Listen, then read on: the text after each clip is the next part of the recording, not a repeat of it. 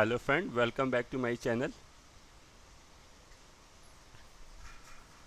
आज हम लोग डिस्कस करेंगे कि बेसिक डिफरेंस क्या है या कंपेयर करेंगे net instance and net gateway के बीच में। तो चलिए स्टार्ट करते हैं। जैसा कि आप लोग को पता है कि नेट इंस्टेंस या नेट गेटवे दोनों का सेम काम होता है कि जो आप अपने सबनेट में प्राइवेट इंस्टेंस बनाते हैं, अपने प्राइवेट सबनेट में जो इशू टू इंस्टेंस बनाते हैं, उनको इंटरनेट की कनेक्टिविटी प्रोवाइड करने के लिए हम लोग नेट इंस्टेंस या नेट गेटवे का यूज़ करते हैं। तो आज हम लोग इसके जो बेसिक डिफरेंस है उसके बारे में बात करेंगे। तो आप लोगों को ये तो पता चल गया इसका काम क्या है दोनों का, लेकिन मैंने आपको बताया था कि नेट का काम क्या है। तो नेट स्टैंड फॉर होता है network address translation. Means network में जो एड्रेस को ट्रांसलेट करता है वो ये नेट करता है। मीन्स अगर किसी सोर्स ने कोई पैकेज ओरिजिनेट किया इंटरनेट के लिए, तो सबसे पहले वो नेट गेटवे के पास जाएगा या नेट इंस्टेंस के पास जाएगा। मीन्स नेट के पास जाएगा। नेट क्या करेगा, उस पैकेट में से जो प्राइवेट आईपी होगी उसको हटा देगा, क्योंकि प्राइवेट आईपी के थ्रू डेटा इंटरनेट में नहीं जा सकता। वहाँ पे आप पब्लिक आईपी मेंशन कर देगा और डेटा वो कैरी कर जाएगा इंटरनेट में।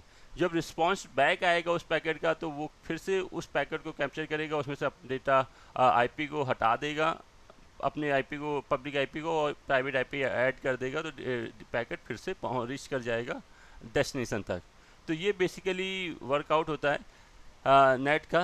तो इससे एक एडवांटेज क्या है कि आपके जो इनसाइड जो आपका EC2 इंस्टेंस है, इनसाइड का जो आपका सर्वर है वो आपके सिक्योर रहते हैं आउटसाइड ऑफ वर्ड से। मीन्स आउटसाइड जो आपका हैकर हैं वो आपके इंस्टेंस को डायरेक्टली एक्सेस नहीं कर सकते हैं। तो ये इसका एडवांटेज होता है। तो नेट इंस्टेंस की बात की जाए तो नेट इंस्टेंस एक EC2 इंस्टेंस होता है इसको आप सेटअप करके इसमें एक प्री कॉन्फ़िगर, आप AWS की EMI होती है, प्री कॉन्फ़िगर उस EMI का यूज़ करते हैं और वो EC2 instance as a NAT instance जैसे वर्क करने लगता है।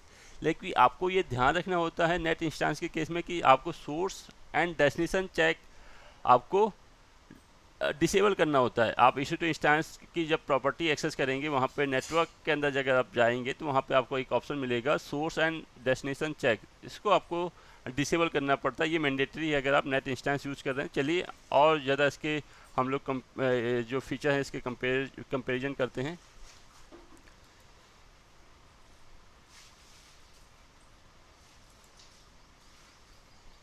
तो देखिए AWS का डॉक्यूमेंटेशन है, इसमें उन्होंने बताया है कि क्या बेसिकली कंपेयर किया है कि नेट इंस्टेंस और नेट गेटवे के बीच में। तो पहला अवेलेबिलिटी।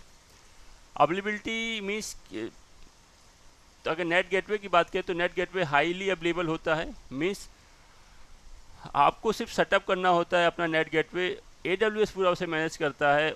उसकी अवेलेबिलिटी को, उसकी स्केबिलिटी को, उसकी परफॉर्मेंस को AWS मैनेज करता है। आपको उसमें कोई इशू नहीं होता। बस AWS ये रिकमेंड करता है आपको कि आप जितने भी अवेलेबिलिटी जोन बना रहे हैं, हर अवेलेबिलिटी जोन में आप नेट गेटवे ज़रूर इस्टेब्लिश करिए।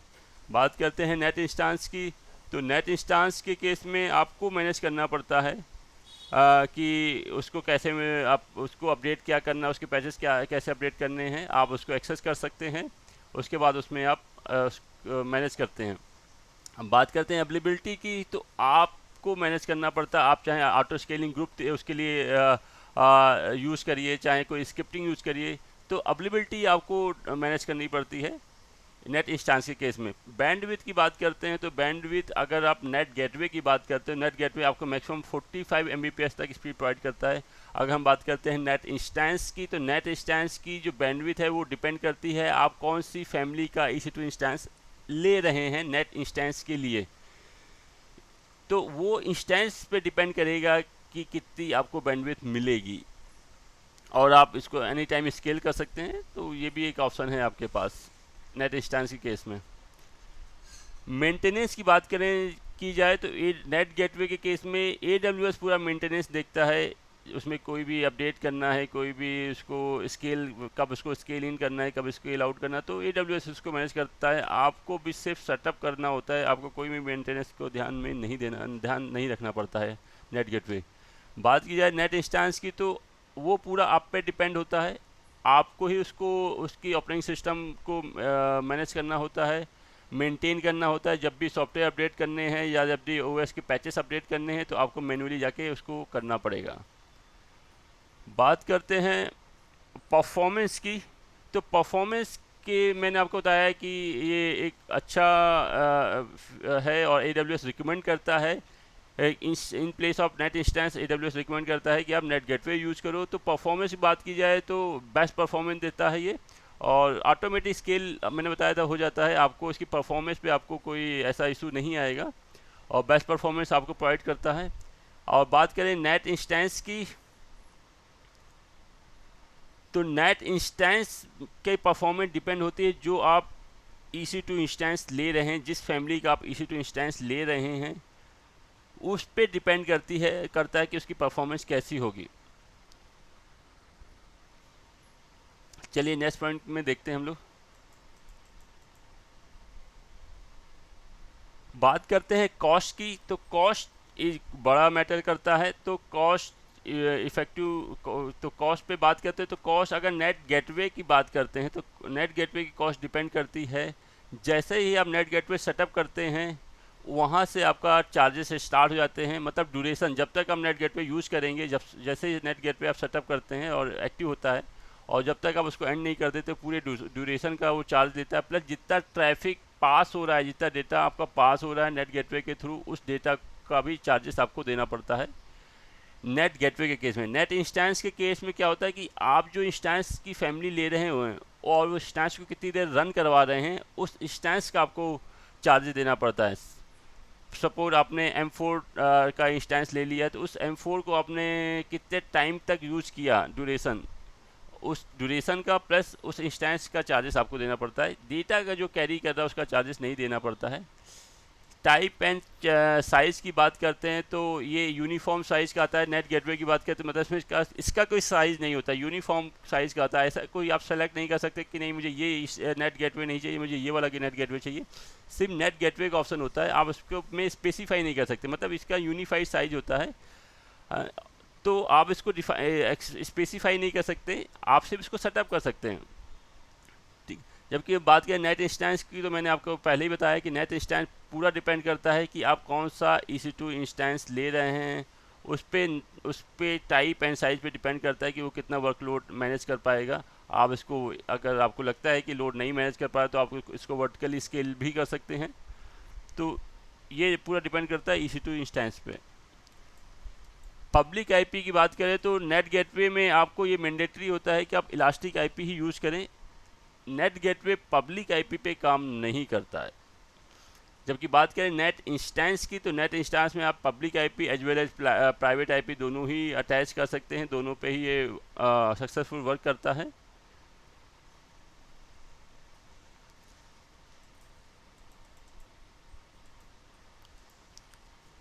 प्राइवेट IP की बात करी जाए तो नेट गेटवे के केस में आप ऐसा नहीं कह सकते कि ये सिर्फ एक प्राइवेट IP ही यूज़ करेगा। एज पर द लोड ये एक से ज़्यादा प्राइवेट IP असाइन कर सकता है ऑटोमेटिकली। तो इसमें ये फिक्स नहीं होता है कि ये एक ही प्राइवेट IP आपके सबनेट का यूज़ करेगा। एज पर द लोड ये एक से ज़्यादा IP भी यूज़ कर सकता है। बात करें नेट इंस्टेंस की, तो नेट इंस्टेंस आपको पता है कि EC2 इंस्टेंस है। जो EC2 इंस्टेंस आपका एक प्राइवेट IP पे सक्सेसफुली वर्क करता है, तो ये सिर्फ एक प्राइवेट IP ही कंज्यूम करेगा आपके सबनेट का। सिक्योरिटी ग्रुप की बात करें तो जो भी नेट इंस्टेंस है, नेट गेटवे के बिहाइंड जो EC2 इंस्टेंस हैं उनके ट्रैफिक को आप मैनेज कर सकते हैं। तो नेट गेटवे के केस में आप सिक्योरिटी ग्रुप इम्प्लीमेंट नहीं कर सकते नेट गेटवे पे। मतलब ऑल पोर्ट उसमें इनेबल होते हैं। नेट गेटवे के केस में ऑल पोर्ट इनेबल होंगे, जो भी ट्रैफिक आएगा उसको सेंड कर देगा नेट गेटवे के केस में। जबकि नेट इंस्टेंस एक इंस्टेंस फैमिली है, तो उसमें आप EC2 इंस्टेंस में आप सिक्योरिटी ग्रुप इम्प्लीमेंट कर सकते हैं। मींस आप उसमें डिफाइन कर सकते हैं डेटा ट्रैफिक को, उसमें आप ब्लॉक कर सकते हैं ट्रैफिक को, फिल्टर कर सकते हैं ट्रैफिक को। तो ये आप ऐसा कर सकते हैं। मींस सिक्योरिटी ग्रुप आप इम्प्लीमेंट कर सकते हैं नेट इंस्टेंस में। नेट गेटवे में आप सिक्योरिटी ग्रुप इम्प्लीमेंट नहीं कर सकते हैं। बात करते हैं नेटवर्क ACL की, तो नेटवर्क ACL आप दोनों ही नेट इंस्टेंस या नेट गेटवे किसी में भी इम्प्लीमेंट कर सकते हैं, क्योंकि आपको पता है नेट गेटवे भी आपका सबनेट के अंदर ही वर्क करता है और नेट इंस्टेंस भी आपका सबनेट के अंदर वर्क करता है।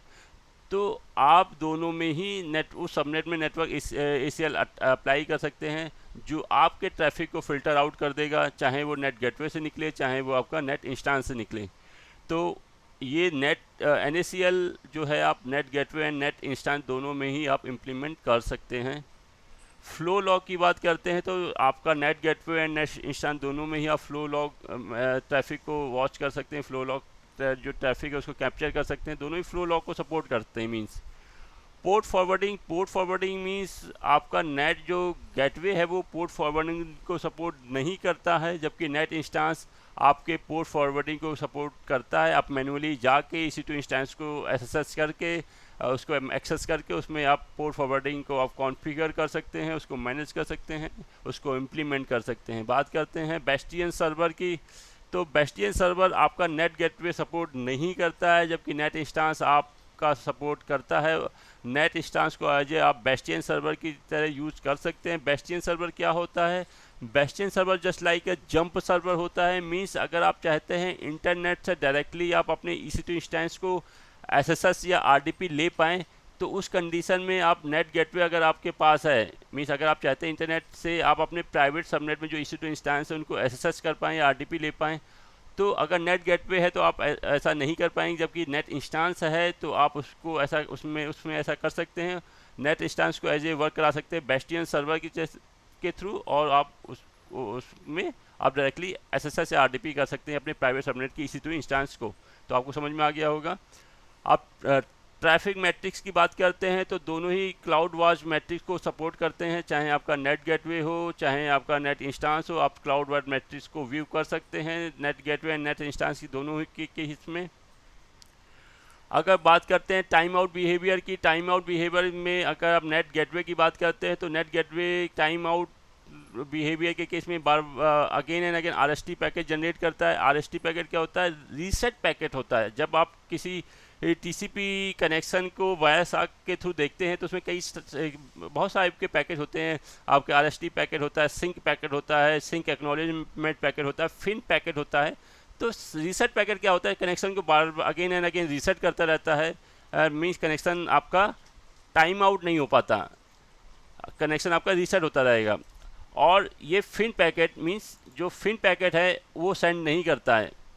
टाइम आउट के केस में फिन पैकेट सेंड किया जाता है कि कनेक्शन टाइम आउट हो गया है, तो ये फिन पैकेट सेंड नहीं करता है, बार बार रीसेट पैकेट ही फॉरवर्ड करता रहता है। जबकि नेट इंस्टेंस के केस में क्या होता है कि आपका वो रीसेट पैकेट फॉरवर्ड नहीं करता है, मतलब RST पैकेट फॉरवर्ड नहीं करता है, फिन पैकेट फॉरवर्ड करता है।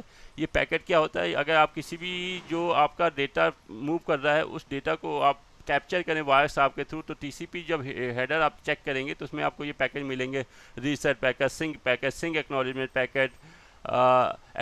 Packet and FIN packet. ये और भी बहुत सारे के पैकेट आपको मिलेंगे, तो वो उन पैकेट की बात की जा रही है आपको। IP फ्रेगमेंटेशन की बात की जाए तो IP फ्रेगमेंटेशन की बात की जाए तो जब भी आपका पैकेट जो IP पैकेट जाता है तो वो IP पैकेट या तो TCP, UDP, ICMP प्रोटोकॉल के थ्रू कैरी करता है। तो कैरियर कौन सा होता है? IP पैकेट के लिए TCP हो सकता है, UDP हो सकता है, या तो ICMP प्रोटोकॉल हो सकता है। तो नेट गेटवे जो कैरियर को सपोर्ट करता है वो UDP प्रोटोकॉल होता है। मीन्स जो उसके IP फ्रेगमेंटेड पैकेट होते हैं वो UDP प्रोटोकॉल के थ्रू फॉरवर्ड होते हैं। जबकि नेट इंस्टेंस के केस में आप जो पैकेट होते हैं वो TCP भी सपोर्ट करता है, UDP भी सपोर्ट करता है और ICMP भी सपोर्ट करता है। जो IP फ्रेगमेंटेड पैकेट होते हैं उनको फॉरवर्ड करने के लिए, रिसेंबल करने के लिए नेट इंस्टेंस के केस में TCP, UDP, ICMP तीनों ही प्रोटोकॉल को सपोर्ट करते हैं। तो फ्रेंड्स ये था basic difference, basic comparison between net instance and net gateway. तो अगर आपको कोई डाउट है या कोई आप कमेंट करके बताना चाहते हैं तो प्लीज़ मुझे ज़रूर कमेंट करें। Thank you for watching. Stay home, stay safe.